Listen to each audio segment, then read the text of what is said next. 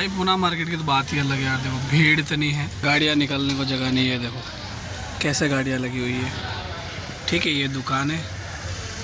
रात में थोड़ी सी बारिश हुई थी, अपनी गाड़ी का कांच गंदा हो गया है। ये गाड़ियाँ देखो ऐसे लगती है यहाँ पे, बड़ी बड़ी गाड़ियाँ।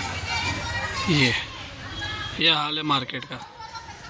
ठीक है भाई, छोटी छोटी गाड़ी वाले तो इतना परेशान करते हैं कि बस कभी बोले गाड़ी इधर हटाओ उधर हटाओ। अबे भाई छोटी सी गाड़ी नहीं है, बहुत बड़ी गाड़ी है भाई, पूरे ट्रक की गिनती में आती है।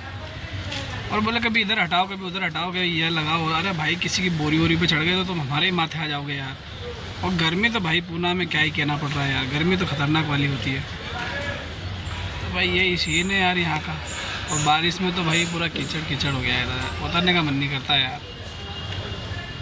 अभी तो देखो इतना पूरा ट्रैफिक भरा पड़ा है, लेकिन एक आध घंटे बाद 12 बजे तक यहाँ से पूरा रोड सपाट, सब गायब, कोई नहीं दिखता। ऐसा लगता है कि पता नहीं क्या हो गया, सब गायब हो जाते हैं।